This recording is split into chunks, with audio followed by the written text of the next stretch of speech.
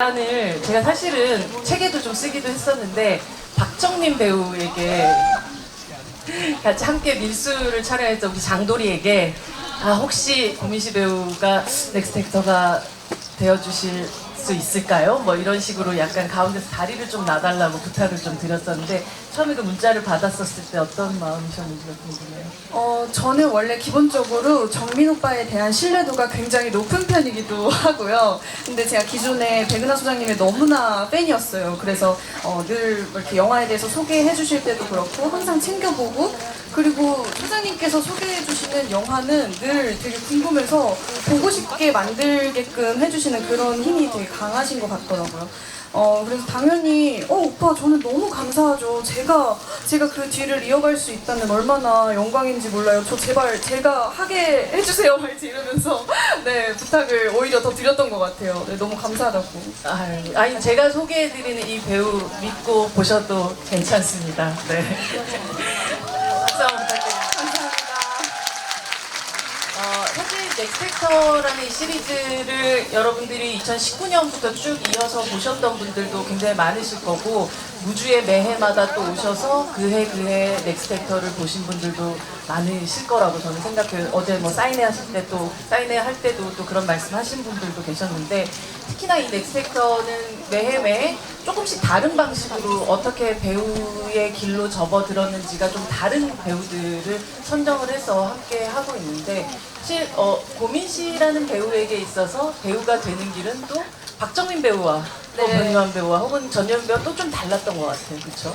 네, 맞아요. 그분들도 다 각자의 방향성이 다 달라서 저는 되게 신기하기도 했었고, 또 이제 6번째인 제가 완전 다른 방향의 길을 보여드리는 것 같아서 어떻게 보면 배우를 꿈꾸시는 분들께 조금 혹은 뭔가 기존에 하던 일과 또 상반된 다른 꿈을 향해서 달려가는 분들께 조금 제가 약간의 위로가 될 수 있고 뭔가 힘이 될 수 있고 용기를 북돋아 주지 않을까라는 그런 생각이 들어서 네, 저는 너무너무 좋습니다. 사실 이 자리에는 뭐 그냥 순수한 관객분들도 계실 테고, 아마 영화를 만들고 싶다거나 혹은 배우가 되고 싶다거나 이런 어떤 영화에 대한 꿈을 가진 분들이 되게 많으실 것 네, 같아요. 맞아요. 어제 또 만나보시기도 하셨죠? 네, 되게 많아서 저는 오히려 놀랐어요. 그리고 너무 행복했어요. 젊은 분들께서 너무 멋진 꿈을 가지고 저 정말 배우가 꿈이에요. 저는 시나리오를 쓰고 있습니다. 저는 연출을 꿈꿉니다. 라면서 말하시는 분들의 눈동자가 다 너무 반짝반짝거렸거든요. 그게 너무 저는 감동적이기도 했었고, 그리고 그런 열정이 사실 되게 멋지면서도 한편으로는 제가 초반에 이제 달려오면서 이제 왔던 그런 모습들이 보이는 또 다른 저의 모습이 그분들 눈동자에서 보이는 듯한 느낌이 들어서 되게 좋았던 것 같아요. 여러분들 트레일러도 보셨지만 사실 고민시 배우는 처음에 배우가 어떻게 하면 될 수 있을까 뭐 이런 여러 가지 방식을 좀 찾아보다가 또 공동 연출을 해서 처음에 자그마한 작품을 또 만들기도 했었는데요. 네. 사실 이렇게 말씀하셨던 것처럼 어떤 길을 가야 될지 모르겠다, 어떻게 해야 될지 모르겠다, 방법을 못 찾겠다 하는 그런 분들에게 고민시라는 어떤 선배님이시겠죠? 이 길을 먼저 찾으신 선배님이 해줄 수 있는, 그러니까 어쨌든 구체적인 방식이라기보다 어떤 위로의 말이나 혹은 응원의 말을 해줄 수 있을까요? 저는 아시는 분들은 아시겠지만 저는 기존에 이제 웨딩 플래너라는 일을 하다가 굉장히 어떻게 보면 다른 연기 전공하신 분들에 비해서 늦게 꿈을 펼친 편인 것 같아요. 근데 저는 절대 늦지 않았다라고 생각을 했어요. 그 당시에 오히려 지금 이 순간이 아니면 내가 지금 이때 도전하지 않으면 나는 평생 후회하면서 살 수도 있겠다라는 어떤 굳은 의지가 있었고, 그리고 그냥 이상하게 될 것 같다라는 믿음이 있었던 것 같아요. 네, 그 믿음은 어디서 온 건지 모르겠어요. 아마 제가 너무 꿈을 이루고 싶었던 그런 갈망이 그런 저의 굳은 믿음으로 만들어준 것 같기도 하고, 그래서 사실 저는 10년, 15년을 바라보고 배우를 선택을 했던 거고요. 그래서 저는 너무 이렇게 어떻게 보면 제가 생각한 것 이상으로 많은 것을 얻게 된 게 오늘 끌어다 쓰는 게 아닌가라고 생각할 정도로 어이구 뒤에 물이 떨어져가지고 괜찮으세요? 물 안 맞으셨어요? 물벼락이 갑자기 괜찮으시죠? 아니 너무 잊지 못할 조심하세요. 거예요. 우산 꼭 쓰고 계세요. 네. 네 그래서 제가 사실 그런 걱정도 했어요. 오늘 끌어다 쓰는 듯한 느낌이 들기도 해서 근데 저는 단 한 번도 물론 막 입시도 떨어져 보고 저 되게 막 오디션도 한 1000번 가까이도 떨어져 봤고요. 온갖 소리를 다 들어보면서 막 뭐 너는 왜 연기 전공이 아닌 것처럼 뭐 연기를 하냐느니 뭐 아 누구는 뭐 내 대학교 후배구나 그래 너 연기 잘한다라는 식의 그런 색안경을 낀 듯한 그게 너무 저는 이해가 안 가기도 했었어요. 왜 연기 전공이 아니면 배우를 하는 거에 대해서 약간 반대로 생각을 하실까. 단 한 번도 저는 제가 안 될 거라고 생각해봤던 적이 없었고요. 그냥 무조건 된다, 되지만 좀 시간이 걸릴 뿐이다 라는 그 굳은 의지로 굉장히 꿈을 생생하게 꾸면서 달려왔던 것 같아요. 그러니까 민시 배우가 말씀하신 대로 정말로 이걸 꼭 하고 싶다라는 갈망과 열망이 있다면 언제도 늦지 않다. 네. 그리고 그것을 그래도 나는 결코 할 것이다. 뭐 10년이 됐건 뭐 15년이 걸리건 뭐 그건 네. 별로 중요하지 않다. 그냥 단순히 여러분들이 꼭 뭐 배우가 된다거나 혹은 뭐 영화 감독이 된다거나 꼭 그런 꿈만에 대한 어떤 위로나 응원은 아닐 것 같아요. 네. 모든 일에 있어서도 마찬가지지 않을까 싶기도 한데요. 그렇게 또 그 시간들을 거쳐서 또 무주의 넥스트 액터, 6번째 넥스트 액터가 돼서 셀프 트레일러를 연출하신 고민시 감독님이 계셨습니다. 박수 한번 부탁드립니다. 제가 각종 SNS를 염탐하며 이 어떤 트레일러에 대한 리뷰들을 조금 읽었었는데 굉장히 감탄이 많더라고요. 정말요? 네, 이런 기대를 별로 안 했는데 이런 약간 이런 거. 네네. 아 이런 방식의 또 트레일러를 만드는 사람이구나. 그래서 오히려 배우들은 사실 대부분 감독의 시나리오라든지 대본을 통해서 자기의 연기를 보여주는 형태를 많이 하다 보니까 이 사람의 내면에 무엇이 있는지에 대한 궁금함 같은 것들을 풀 기회들이 그렇게 많지는 않은데 사실 셀프 트레일러를 통해서 고민시라는 배우의 내면에는 이러한 색채가 있구나, 네. 이러한 그림들이 있구나라는 걸 또 저희가 직접적으로 좀 느끼게 됐었던 그런 작품이었던 것 같아요. 이 셀프 트레일러의 스토리라인에 대해서 이게 굉장히 막 아주 설명적이진 않으니까 네. 민시 배우님이 머릿속에 딱 생각했었던 셀프 트레일러 스토리는 어떤 거였나요? 우선 이 넥스트 액터를 하면서 트레일러의 그 가장 딱 기본이 되는 문구를 제가 받았던 게 당신이라는 사람을 표현할 수 있는 영상이라는 걸 제가 받고 이걸 어떻게 이 짧은 몇 분 안에 연출을 해야 할까. 그리고 초반에는 약간 어렵기도 했지만 근데 꽤 생각보다 저는 대본을 볼 때도 그렇고 글을 활자를 읽으면 저는 이미지로 기억을 많이 하는 편이에요. 그래서 제가 느끼는 부분들을 관객분들께도 좀 그런 이미지적으로 표현을 컷마다 강렬하게 해보면 어떨까라는 생각을 했고 그리고 저라는 사람이 어쨌든 가장 좀 드리고 싶은 에너지는 말씀드렸던 것처럼 아예 다른 길을 가더라도 절대 할 수 있다라는 무조건적으로 할 수 있다라는 희망을 좀 담고 싶었거든요. 그래서 제가 태어났을 때부터 현재의 지금 배우 고민시의 길을 오기까지를 초압축해서 이미지로 표현을 한 컷들이에요. 그래서 처음에 이제 이렇게 쭉 태아처럼 누워있는 그게 이제 제가 딱 태어난 직후의 상황이고 그 시계 이미지 컷들 이렇게 뚝뚝뚝뚝 태어났을 때부터 너무 예쁘더라고요 그 아기. 아름답게 찍어주셨습니다. 네, 장수학 촬영 감독님, 네, 너무 감사드리고요. 네.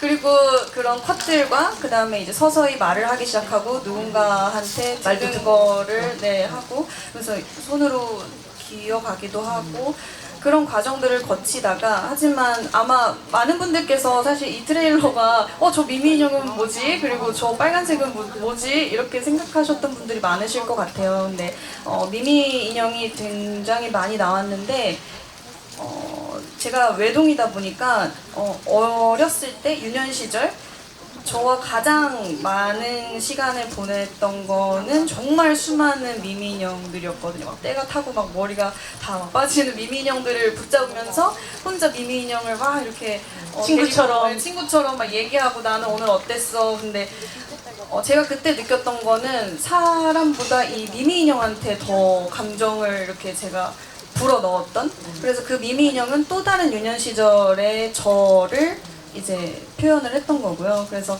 양갈래길로 이렇게 갈라섰을 때는 이제 저라는 사람이 뭔가 주체성을 가지고 진정한 길을 걸어서 들어갈 때 그런 유년 시절의 저는 반대쪽 길에 놓아두고 저는 이제 새로운 길을 걸어가는 거죠. 그러다가 가는 도중에 이제 빨간색 책을 잡는데 그 빨간색 책은 드림이라고 써 있어요. 화질이 조금 깨져서 잘 안 보일 수 있는데 드림이라고 이제 꿈을 잡게 되고 그 꿈을 잡은 후에는 빨간색 세상 속으로 들어갑니다. 그 장면에서는 제가 유일하게 활짝 웃는 장면이거든요. 제가 가장 꿈을 향해서 달려갈 때 너무나 행복했고 뭐 전혀 어떤 걸 이루지 못하더라도 그냥 꿈을 향해서 노력해 나갈 때 저는 가장 행복했던 것 같아요. 그래서 너무 신기하기도 하고, 그리고 배우라는 세상 속에 들어가면 제가 그 캐릭터로서 살아가면서 그 색에 맞춰야 되거든요. 그 세상에 그 캐릭터로서 색을 맞춰야 되기 때문에 옆에 있는 페인통 붓으로 제 몸에 색을 칠합니다. 그리고 빨간색인 이유는 뭐 예측하셨을 수도 있겠지만 가장 뜨거웠던 열정을 담아낸 컬러고요. 그리고 또 넥스트액터 저의 키 컬러이기도 하고요. 네, 그리고 누군가가 쳐다보는 듯해서 뒤를 돌아보면 누군가 또 현재의 민씨거든요. 망원경으로 보고 있어요. 그거는 제가 이제 그때 그 시절의 모습을 바라보면서 그때 열정을 부러워하기도 하고 다시 뭔가 그 열정을 불태우고 싶다라는 약간 표정이 밝지는 않아요. 보면 무표정으로 이렇게 보고 있는데 뭔가 화려해지고 더 이렇게 뭐 머리도 길고 높은 구두도 신고 화려한 옷을 입고 하지만 사실은 결국엔 그럼에도 다시 대본을 펼치고 불을 붙이고 그러니까 열정을 다시 붙이고 또 다시 나아간다라는 지금 현재 제 모습을 초압축한 트레일러 영상입니다. 박수 부탁드립니다. 얘기를 듣다 보니 정말 저도 이 책을 쓰면서 고민 씨라는 배우의 그러니까 배우를 선택한 이후의 10년, 그러니까 데뷔한 이후에 8년 동안의 그 여정들을 지켜봤었고 또 그 얘기를 들었고 또 트레일러에 어떻게 그걸 또 압축하려고 또 노력했는지가 오늘 지금 또 설명을 들으니까 촉촉촉촉 좀 지나가는 듯한 느낌이 들어요. 사실 이 키 컬러를 선택할 때도 그랬었고 우리가 또 그런 말을 하잖아요. 이름 빨간색으로 쓰면 안 된다고.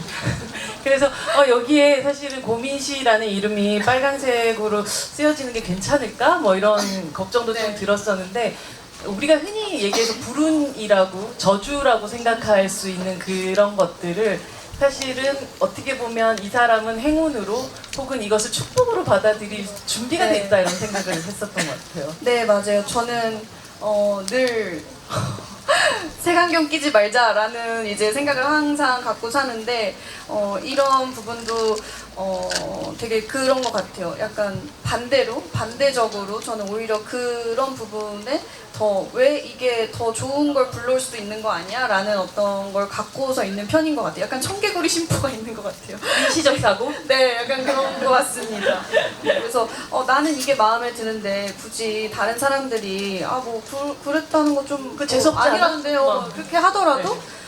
왜 난 이게 괜찮은 것 같은데 하고서 믿고 가면 그냥 어쨌든 내가 이곳에 애정을 불어 넣으면 그건 결국엔 전 진심은 또 무조건 통한다라고 생각을 하거든요. 제가 그거를 정말 많이 실제로 진심이 통했던 적을 항상 매 순간 느꼈기 때문에 그래서 저는 애정을 불어넣은 만큼 노력한 만큼 무조건 저는 언젠가 지금 당장이 아니더라도 다시 이제 돌아올 거라고 생각을 하기 때문에 전 두렵지 않습니다. 네, 고민씨 빨간색으로 두렵지 않아요. 네. 보면 책 안에도 좀 짧게 한 2페이지에 걸쳐갖고 고민씨 배우가 연기를 준비하는 동안에 썼던 노트들을 이렇게 스캐닝한 페이지가 있기도 한데요.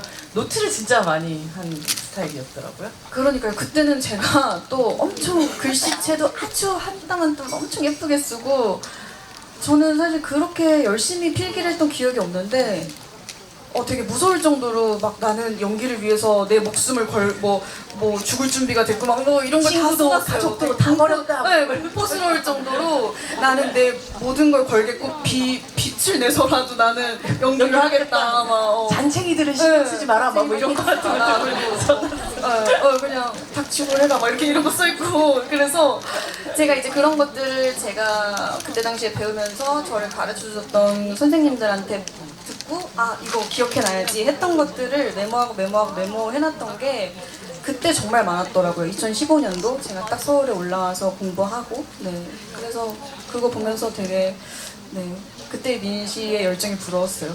진짜 하루 일과 뭐 기상부터 해가지고 몇 네, 시에 뭐 하고 맞아요. 막 이런 것들도 새벽 6시부터 1시간 통으로 탁탁탁탁탁탁 이렇게 저녁 한 9시, 밤 9시까지 줄기차게 시간표를 초등학교 때도 그렇게 안 했는데 네 이렇게 열심히 했습니다. 그래서 제가 얼마 전에 칸 영화제를 갔다 왔는데 갔다 와서 민씨 배우에게 노트를 선물을 했어요. 네 그래서 맞습니다. 이제 또 다시 한번 그런 뭐 그때 같은 방식의 노트는 아니겠지만 또 새로운 방식의 또 노트를 네. 했으면 좋겠다라는 생각을 네. 했었죠. 그래서 저도 마침 또 소장님께서 선물해주신 그 칸 영화제 수첩 색깔이 약간 이런 블루예요. 그래서 아 나의 다음 10년 뒤는 어떻게 보면 이제 레드 다음은 또 블루가 될 수 있겠다라는 또 다른 목표를 가지고 달려나가야겠다 이런 생각을 했습니다. 제가 또 칸 영화제 갈 때까지 그러니까요. 또 지켜봐 레드 주세요. 카펫 한번 마침 또 뒤에 아주 푸른 배가요. 네. 아까 그 오디션 1000번 얘기도 하셨었는데 사실 거절 당한다는 건 누구에게나 되게 어려운 일인 것 같아요. 게다가 내가 정말로 그걸 하고 싶은데 그걸 막는 사람이 있는 거잖아요. 네 맞습니다. 그리고 아 나는 할 수 있을 것 같은데 네. 못한다고 얘기하면 나를 계속 부정당하는 일을 한 번이 아니고 두 번이 아니고 10번, 네. 100번, 1000번을 당하고 나면 자존감이 떨어질 만도 하잖아요. 아, 저는 오히려 굳은 살이 생긴 것 같아요. 그래서 아 이거 진짜 내가 뭐가 잘못됐을까를 일단 그때는 저는 정말 T였어요. 그래서 분석해서 왜 내가 뭐가 문제였을까? 근데 실제로 문제가 좀 많이 있었어요. 뭐 연기도 못하기도 진짜 못했었고요. 그리고 대사도 막 그냥 있는 대로만 읽고 이랬는데 그분들께서 저를 떨어뜨려 주시면서 말씀을 해주셨던 저의 문제점들을 하나하나 고치면서 다음 오디션 때 하고 또 고치고 또 다음 오디션 때 또 그렇게 고쳐서 하고 이렇게 되니까 어느 순간 칭찬을 받는 순간이 오더라고요.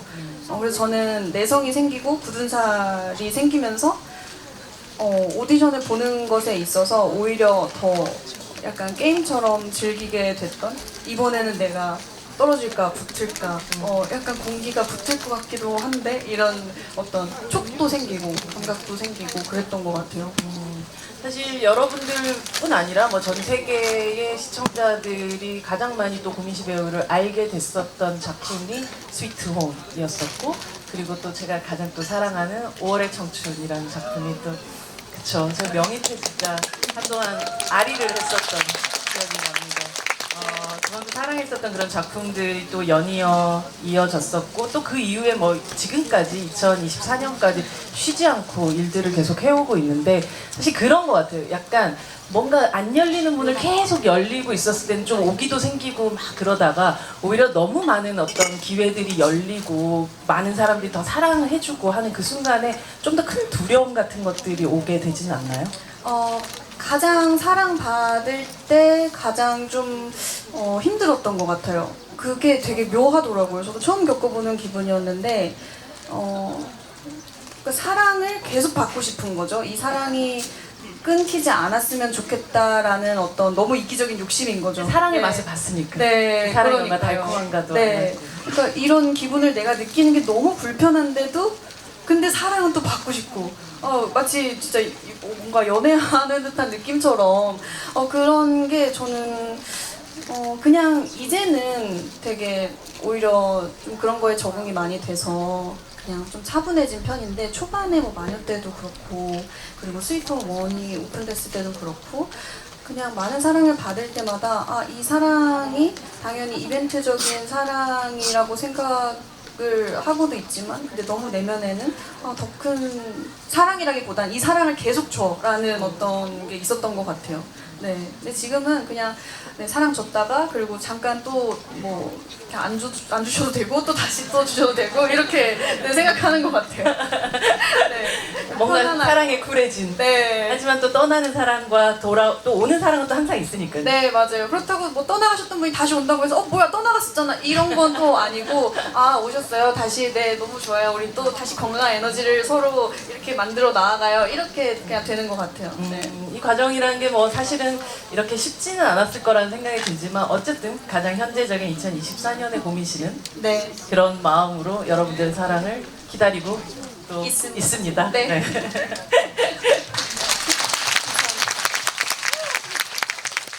배우들이 뭐 사실 학교에서 연기를 배우기도 하고요. 어떤 다양한 방식으로 학원에서 연기를 배우기도 하고 그렇지만 사실 결국은 저도 많은 배우들을 만나보면서 느꼈던 건 결국 배우들이 연기를 배우고 또 삶을 배우는 건 결국 현장이라는 생각이 들더라고요. 네.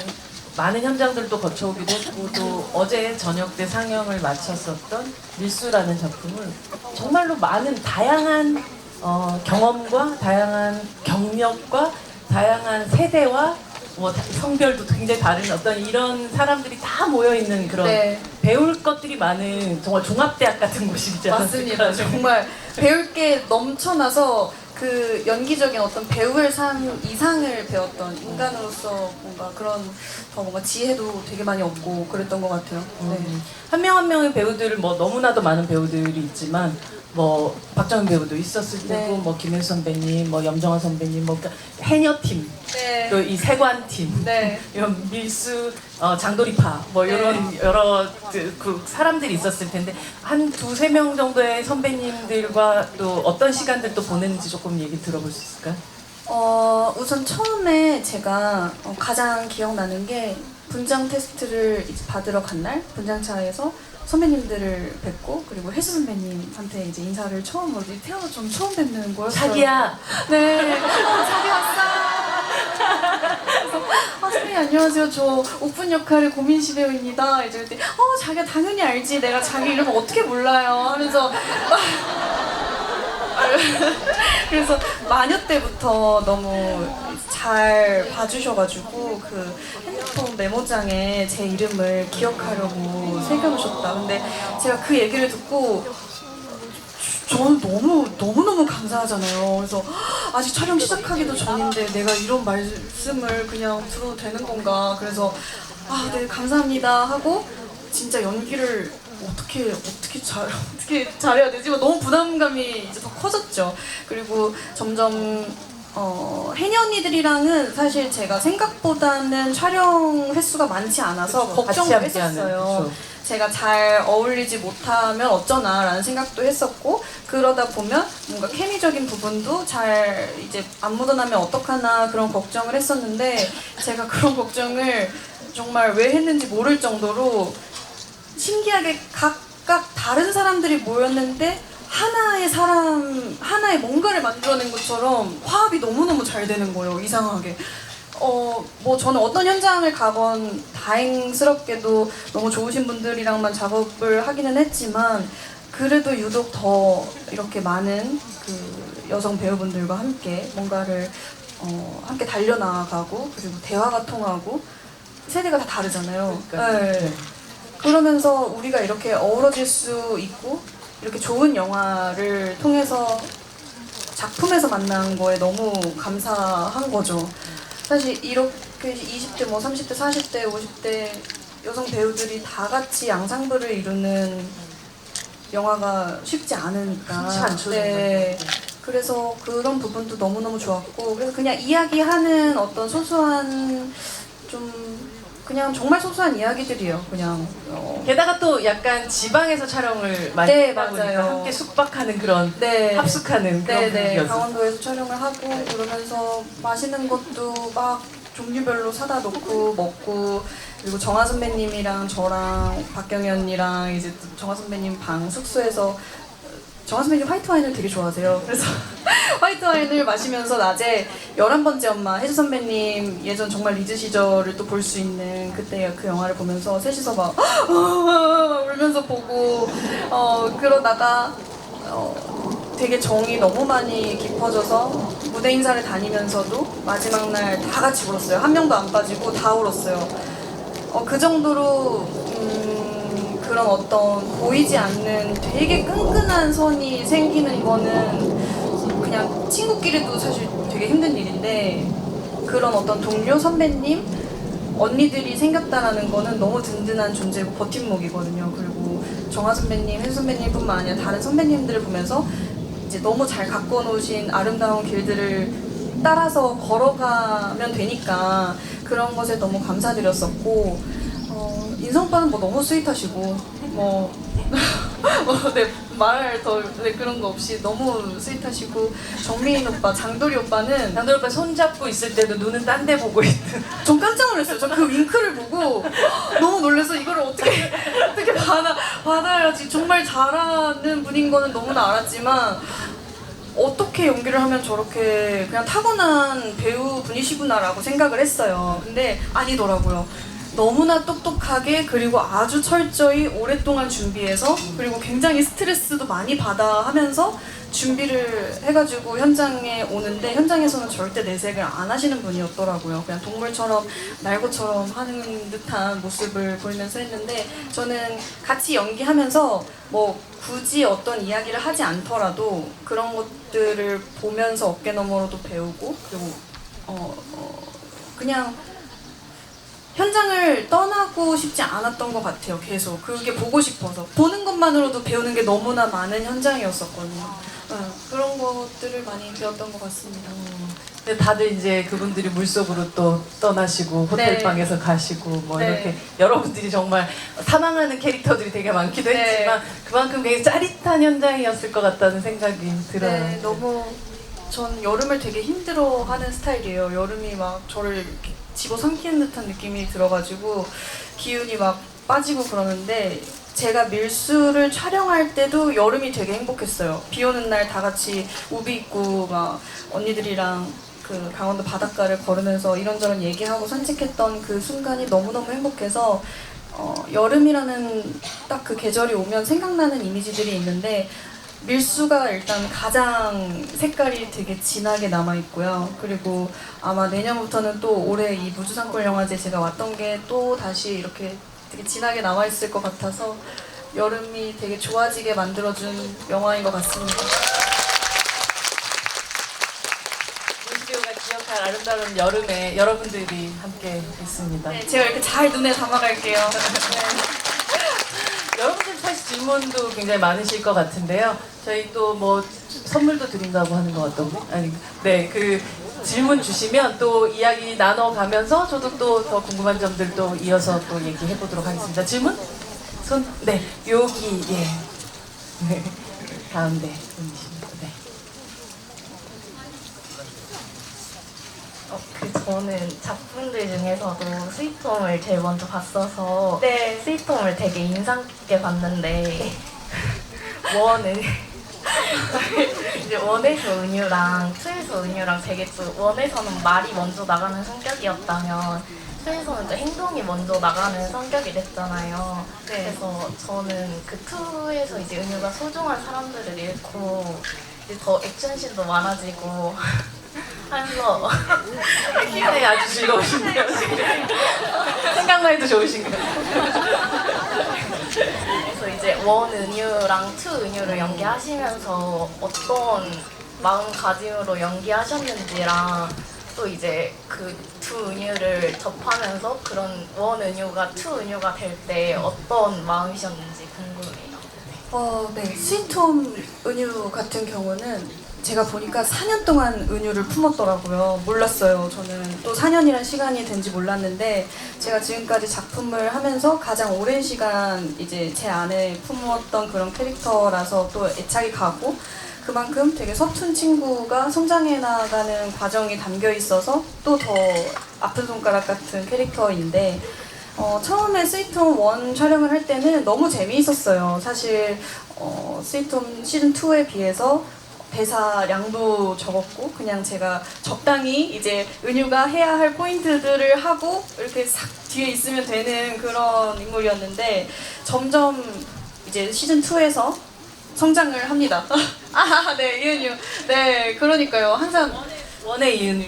네, 맞습니다. 원에 헤드폰을 머리. 이렇게 목에 걸치고 매사 툭툭 내뱉는 스타일의 어떤 스타일을 가진 굉장히 표현에 서툰 캐릭터인데 시즌 2에서는 완전 성장을 이렇게 급속도로 했어요. 뭐 이렇게 체력적으로도 그렇고 전사가 됐죠. 네. 네. 그리고